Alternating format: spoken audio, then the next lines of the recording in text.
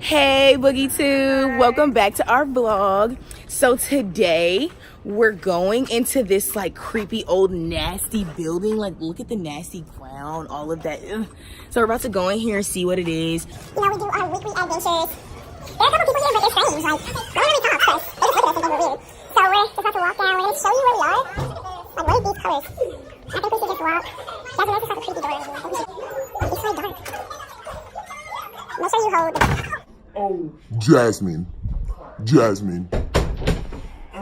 Jasmine. Okay, so you guys, we just got locked in here. Let's see if we can find a light. I found a light. I have trapped you in here, as you can see. Find their polar coordinates and you may go free. Good luck. Girl, this is crazy. Did you just hear what he said to us? We gotta go. Which part of the polar coordinate? What is a polar coordinate? You remember those little things in math? The little alligators that eat the bigger number? That's what that is, girl. no, that's not what that is. Now, it's asking us, I don't know what part of that is. I mean, you know the x-axis? That the x-axis is usually on the bottom and it's not the y, so I would think it would be x-intercept. Wrong! Oh my God. So, obviously, it's not x-intercept. Okay. Banana? We're gonna be in here forever. It's not no banana We're gonna now. be in here forever. So, I'm thinking it has to be polar axis. Is it polar? Axis. So it's the polar axis. Okay. Okay. So, one more time. When you have these 2 points, the one that's on the bottom is called the polar axis. Yes. Okay.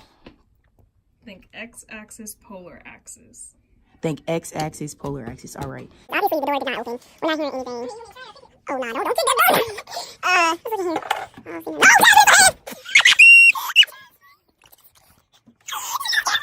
Oh, it's a no here. It's a no. It's another one. Oh, shoot. I'm not good at this, Jasmine. This math stuff is too much. Well, we know it's not a windshield wiper, so we can just throw that one away. But I mean, it does look like a. I mean, it does look like a windshield Nah, wiper. okay. Alright, so this, like we said before, is the polar axis. Now this is the pole that holds that little point together. So think back to when... Oh, you remember in the class when this weird dude, he was talking to us about the polar axis? And he held up this ruler thingy, and he had the point on the end of it, so it's like a pole or the ruler part. It's not the square root bar. So it is. Yeah, because a square root bar looks like a house. So obviously, if on the first one that we had, this was the polar axis, we know that cannot be anything else. But this right here, it's not a windshield wiper. That's on a car. And it's not a, what else did it say? A square root bar. That looks nothing like a square root bar. So it has to be the pole. The pole goes with the polar axis. That's a pole. I mean, that's pretty cold right there. Obviously. All right, now let's go check this door. Okay.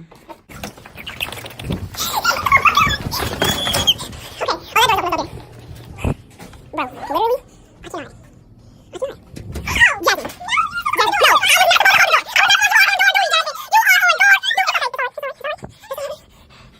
Jasmine, no! You thought you were done? It's not that easy. Convert the coordinates. Another riddle? I'm fed up. Hurry up.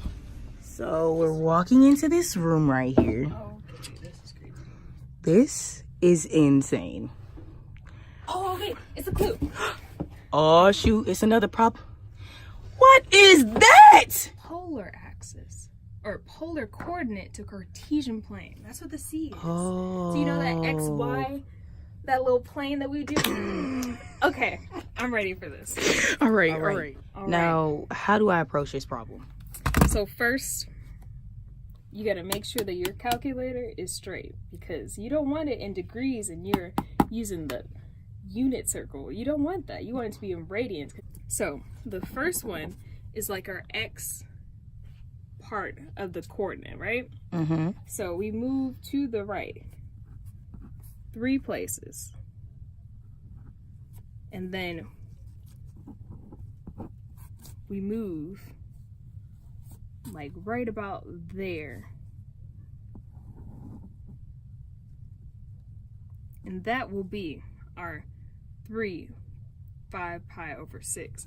Now we want this in Cartesian form. The x in this part is 3. The y is 5 pi over 6. So what we do here is we say